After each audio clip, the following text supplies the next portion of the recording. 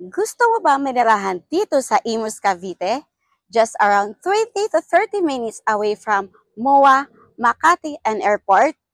And ang kagandahan dito, ito ay one-hour bus lang from PITX via Cavitex. Alam mo ba marami kang choices dito? Kaya kung ang preferred mo ay townhouse with car garage and complete turnover, meron po tayo dito si Audrey as a townhouse, Cheska Model Unit, Gabi Model Unit. Pero kung gusto mo ay single attached with car garage and complete turnover, meron naman po tayo dito Felicity as Model Unit, Bea Model Unit, and Era Model Unit.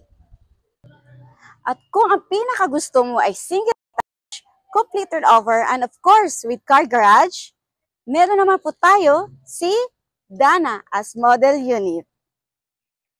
Excited ka na ba sa maging future home mo? Tara, house tour kita dito sa Parksville Residences. Hi, I'm Maniling Garrido, your trusted real estate salesperson from Dream House Realty. Magandang araw mga Dream House, another house tour naman tayo dito sa Parksville Residences, which is located lang po dito sa Barangay Alapan, Imus, Cavite. For today's house tour guys, ipakilala ko muna sa inyo si Audrey as a townhouse na meron po siyang lot area na 55 square meter where the floor area is 45 square meter. Itong property na to ay townhouse na complete turnover na provision for 2 bedrooms, 1 toilet and bath, and of course, with car garage. And for today's house tour guys, ipakilala ko po sa inyo itong Audrey Model Unit. Now, let's start the house tour guys. So again, kung napapansin nyo, ito yung upon turnover, ito yung fully exterior or actual exterior ng magiging property mo. And since ipot nyo ay may car garage, so from here as your property hanggang dito, so ito yung part na property mo na kasya dito even sedan, SUV. So kung ikaw ay may sasakyan, itong property na to ay para sa'yo. So again, the lot area for the inner unit is 55 square meter. Pero kung pagsabihin natin end unit, so 77 square meter. So since, guys, ulitin ko, inner unit hanggang dito yung property line mo. Hanggang dito. Dito. So inner unit to. Pero pag sinabi nating end unit, which has a lot area of 77 square meter hanggang dito. So, it means meron ka pa ditong extra space kung ikaw ay mahiling magtanim, so pwede mo ito siya gawin as a pocket garden. So, hanggang sa likod, so tara, ipakita ko na lang din sa inyo dito hanggang sa likod po. So, again guys, since ito ay a model unit, as a end unit, which is a lot area of 77 square meter, so, from your property line here, hanggang dito, kung nakikita yon, napapansin nyo, this is part of your property. Pero pag sinabi nating inner unit, so hanggang dito lang ang property line mo. So hanggang dyan. So, di ba see? Yon. Inner unit hanggang dito lang with exist lot, yun na po yung end unit nyo. So again guys, balik tayo sa harap.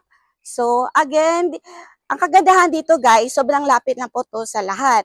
Like sa schools, hospital, church. So, then meron din po, marami din po tayong mga accessible roads like Cavitex. Now, dito naman tayo sa loob. So, again guys, this is the actual turnover. But later, papakita ko sa inyo the models dress up unit. So again, this is the actual turnover of Audrey model. So, complete turnover na to guys. Kaya wala ka nang gaano ipapaayos unless na lang kung gusto mo another interior design. So again, complete turnover, yung floor natin may tiles na, yung walls natin hanggang ceiling may pintura na, then of course, naka-ready na po yung mga circuit or electrical wires. Then meron din yung mga bintana dito, as a steel casement window, and also here, may bintana dito tayo, na maganda for sourcing of natural light and maliwalas na din. So again, by the way, yung door natin dito guys, steel door type, kaya bakal po siya, hindi siya basta-basta kakalawangin. Now, check naman natin dito, your kitchen area. So, sa kitchen area natin, guys, upon turnover, naka-tiles na po yung countertop. Of course, with stainless sink, and may faucet po siya upon turnover. So, sa ngayon wala lang, pero pagka turnover naman, guys, complete na po rin siya. Then, meron na dito saksakan. And of course, upon turnover, with modular cabinet na din po. And since ito yung kitchen, katapat naman dito yung toilet and bath. Pasensya na guys, medyo madilim lang kasi medyo makulimlim sa labas. So, this is the actual turnover of your toilet and bath. So, complete fixtures na din po siya with bowl, with flush type, lavatory, shower, then may malagay din na tissue and sabon po. Then, naka-tiles na din po yung floor, then may some part of your walls naka-tiles na and nakapintura na din. And of course, PVC type. Dito naman, sa part na to, meron na din po tayong another door access to your laundry area or maybe service area. But before that, dito meron na din po tayong window as a awning type. Now, check naman natin dito sa likod. So, service area nito, marami nga pwedeng gawin. So, if ever gusto mo siya i-extend some part of your kitchen para lalawak yung first floor or yung kitchen mo. So, since malaki pa ang floor, ang area natin dito, pwede mo pa talaga. Marami ka pwede pang gawin dito. So, again guys, ulitin ko lang guys ha. Pag inner unit, hanggang dito lang. Pag end unit, which is a lot area of 77 square meter, hanggang dito po. So, again, come on, let's check naman going second floor. Dito sa hagdan natin guys, before pala tayo aakyat, meron pa tayong some space here. Pwede mo siya i-convert as a storage area. Now, dito sa hagdan natin, buhos na po siya pagkagawa. Then, yung hawakan natin, wooden type. Then, yung footstep natin dito, vinyl planks type. So, actually, sobrang konti na lang talaga idadagdag dito. So, again guys, dito sa second floor, meron na tayong 2 bedrooms. Now, check naman natin. So, dito sa first bedroom, kasya dito yung single bed size. Yon, same. The floor natin, naka-vinyl planks type, complete, or nakapintura na po yung pader, yung walls hanggang sa ceiling, na may mga saksakan na din. Of course, meron na din tayo dito, bintana. And by the way, yung pintuan natin, wooden type, kaya premium quality po siya. And dito na side, meron dito yung another window. Kaya hindi po tayo masusuffocate kasi marami tayong windows dito. Now, this second bedroom, maybe since siya ay mas malaki than another room, mako-consider mo siya as a master bedroom. Of course, naka-vinyl planks type yung floor, nakapintura na po yung walls hanggang ceiling, naka-ready na po yung mga outlets, and of course, hindi na mawala yung mga bintana natin and bintana doon. Now, nakita nyo na itong actual turnover of this property na Audrey model unit. Now, pakikita ko naman sa iyo na model dress up unit para magkaroon ka ng idea kung paano mo siya mas pagandahin. Now, let's watch this video guys.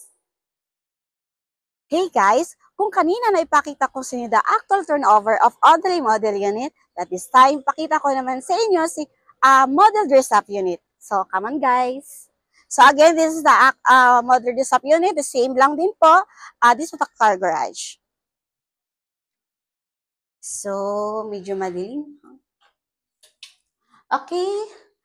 So guys, ito na yung model dress up unit natin. Kaya kung gusto mo magkakaroon ng ideas, pwede mo siya gayahin po. May some part na binagaw nila mga pintura, kaya mas lumiwanag pa siya. So again, naglagay sila na dito ng sala set. You see? Then meron na po siya, naglagay na din po sila dito. See? So diba? Ang ganda pagkaayos. Dito naman, kasya dito yung 4-seater. If ever gusto mo gawin pa as a 6-seater, maglagay ka pa, kasya pa rin po to guys. And dito, of course, meron pa tayong bintana. Now, check naman natin yung kitchen. So, yung kitchen natin guys, here, so, Wala na silang masyadong dinagdag. Yung mga ano na lang, yung pinagkakabit. So, tapat dito, your toilet and bath. So, medyo madilim lang, guys. So, ito yung toilet and bath. So, almost same lang naman doon sa actual turnover. Now, dito naman sa likod. So, almost same lang naman. Wala lang silang binago dito. Unless kung ikaw ay magkaroon ng property dito, yun, i-move backward yun na lang para ma-maximize po yung space dito. Now, check naman natin going second floor. Okay guys, dito, before going second floor or sa baba ng hagdan, di ba may space for storage area. So, ito na yon. Convert nila as a storage area. See? So, na-maximize pa nila yung space. So, dito, akit tayo ulit dito. So, dito naman, wala naman silang ganong binago. Same. Yun din, naka-vinyl flanks type. Of course, yan pong actual turnover. So, again dito, guys, dito, ginawa nila, kinaya nila hanggang 3 kwarto po. So, this is your first bedroom. See? Kasya dito, single bed size. Now, this is your second bedroom. So, it's up to you kung paano mo siya i-maximize pa po yung space para ma-appreciate mo pa yung property mo. And, of course, this is your master bedroom. See? Ang ganda. And dito, of course, the mother dress-up unit, naglagay po sila ng toilet and bath. So, at least guys, di ba? At kagandahan dito, naglagay pa po sila ng dito. So, dito sa master bedroom, di ba? See, nag-access sila, another room, another pintuan, access to the toilet and bath, which is considered as common toilet and bath. See? So, diba guys, ang ganda? So, kung kaya again, pwede mo siya gayahin, this is a mother dress-up unit. So, naipakita ko na sa inyo actual turnover and the model dress-up unit. Now, ipakita ko naman sa inyo the computation para magkaroon kayo ng idea. Hey guys, this is a details computation of this property Audrey model. Please do a screenshot guys para may reference kayo. And to avail this property, only 10,000 lang and the down payment payable up to 15 months while the monthly amortization up to 20 years through bank financing. And estimated turnover after 2 to 3 months. Gusto mo na ba magpa-schedule for site viewing and maka-avail this property? Okay guys, message yun na ako para ma-assist ko po kayo for the site viewing, reservation, hanggang sa turnover ng unit nyo. Again, I'm Manilyn Garrido, your trusted real estate salesperson from Dream House CRT. See you soon! Thank you, Dream House!